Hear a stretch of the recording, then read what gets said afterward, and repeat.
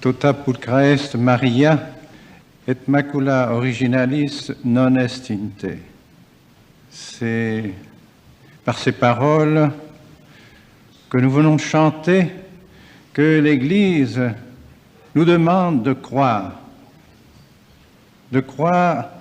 à l'Immaculée Conception de la Très Sainte Vierge Marie. Et il nous faut nous demander pourquoi notre Seigneur, pourquoi Dieu a-t-il voulu choisir une créature qui fut immaculée dans sa conception? Est-ce uniquement par les propres mérites de la Très Sainte Vierge Marie?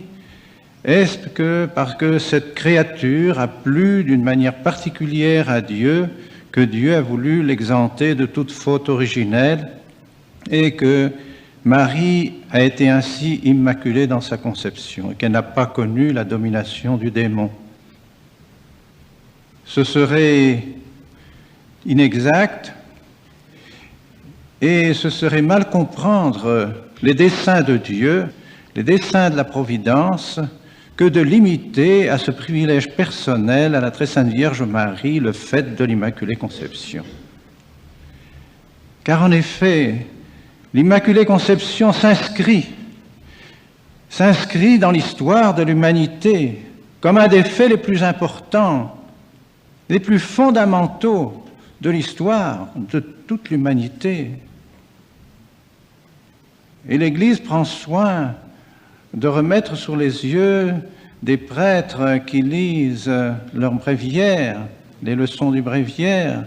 Elle prend soin de rappeler que le moment où l'Immaculée Conception a été annoncée au monde n'est pas celui qui est lorsque l'ange est venu annoncer à la Vierge Marie qu'elle serait la mère du Sauveur et qu'elle était remplie de grâce. Mais c'est bien dans les paroles qui ont été dites à Satan lui-même après le péché de nos premiers parents, lorsque Dieu a dit à Satan « Je mettrai entre toi et la femme une inimitié, et entre ta descendance et la sienne, et elle t'écrasera la tête, et tu la mordras au talon. » Voilà, c'est à ce moment-là que déjà Dieu avait résolu de susciter cette créature admirable qu'est la Sainte Vierge et de la rendre immaculée dans sa conception. Je mettrai une inimitié entre toi, Satan, qui a trompé Ève et qui l'a entraîné avec Adam dans le péché, et entre ta descendance. Dieu a ainsi prévoyé toute l'histoire de l'humanité. Il y aurait désormais la famille de Marie et la famille de Satan. Entre toi, Satan, et la femme. Interte et mulierem. Désormais, Dieu aperçoit à travers l'histoire du monde tous ceux qui se rattacheront à Satan, tous ceux qui suivront Satan, ses principes et ses suggestions, qui se soumettront à lui, et tous ceux qui seront de la famille de la Vierge Marie.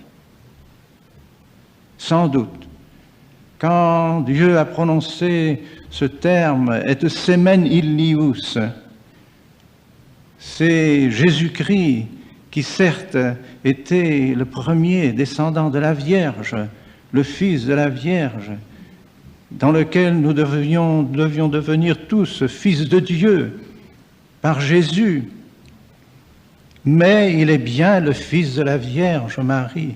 Et par conséquent, c'est bien dans la famille de la Vierge Marie que nous devons être inscrits, dont nous devons faire partie si nous voulons nous opposer à la famille de Satan et ne pas tomber sous l'influence de Satan. C'est pourquoi cette fête de l'Immaculée Conception a une importance primordiale dans la théologie, dans l'histoire de l'Église, dans la liturgie. C'est en prévision de la naissance de notre Seigneur Jésus-Christ, qui devait naître de Marie, que la Vierge a été immaculée dans sa conception. Ainsi commençait une famille qui ne serait pas sous l'influence de Satan. La première personne qui a été exempte de la domination de Satan, ce fut la Vierge Marie.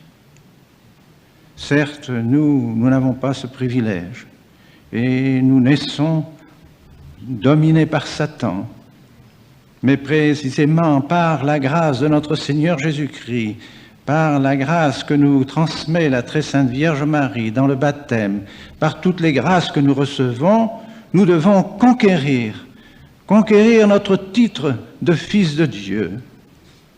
Et hélas, il faut bien le dire, ces deux familles ne sont pas encore séparées définitivement.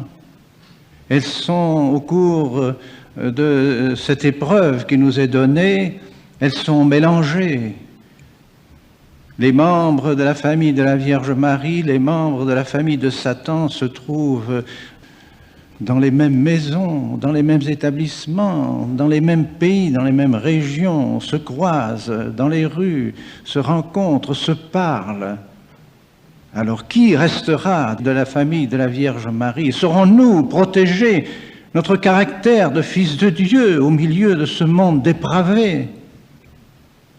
C'est pourquoi l'Église, dont Marie est la mère, l'Église a toujours voulu, dans le cours de son histoire, par la volonté de notre Seigneur Jésus-Christ, afin de suivre l'exemple de notre Seigneur Jésus-Christ, afin de participer davantage à la grâce de notre Seigneur Jésus-Christ, a voulu qu'il y ait une lignée particulière, lignée de prêtres, lignée de religieux, de religieuses, de personnes consacrées à Dieu, qui manifesteraient par leur vie, par leurs promesses, par leurs engagements, par leur fidélité à la vertu de notre Seigneur Jésus-Christ, montreraient au monde qu'il y a une famille de la Vierge Marie, que cette famille est puissante, que cette famille est vivante.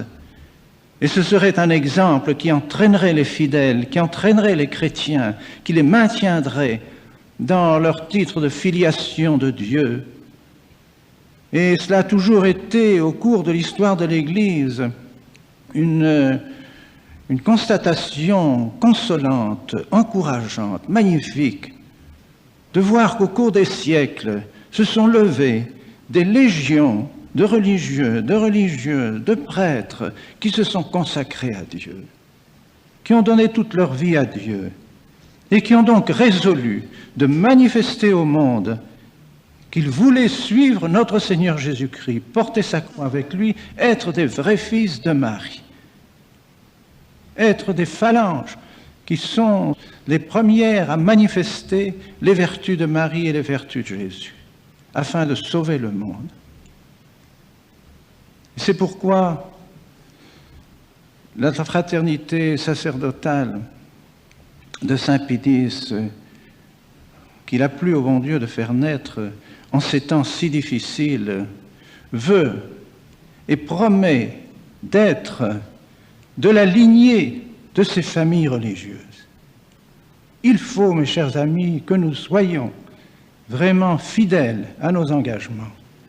Il faut que nous les prenions de toute notre âme, de tout notre cœur, pour que continue cette force, cette vertu de la grâce qui vient de la très sainte Vierge Marie, qui vient de notre Seigneur, à travers toute l'Église, à travers toute l'histoire de l'Église, que vous soyez semblables à ceux qui vous ont précédés dans ces engagements d'une vie plus parfaite.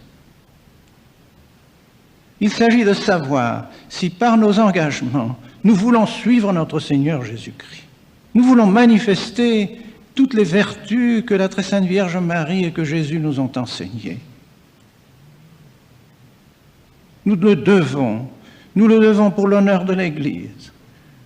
Nous le devons pour le salut des âmes. Nous le devons pour continuer ce que Jésus et Marie sont venus apporter ici-bas. Nous n'avons pas le droit d'être des médiocres.